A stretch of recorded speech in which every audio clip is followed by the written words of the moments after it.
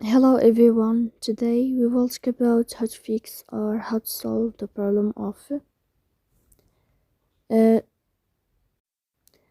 timeline on YouTube. To know how to fix or how to solve the problem of timeline on YouTube app, you will click on settings.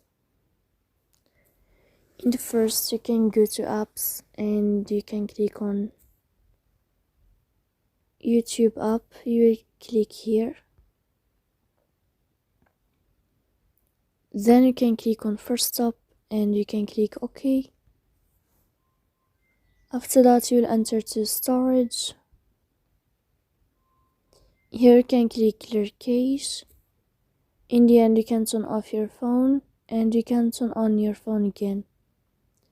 So please don't forget to support us by like and subscribe. See you next time in another video and thank you for your attention.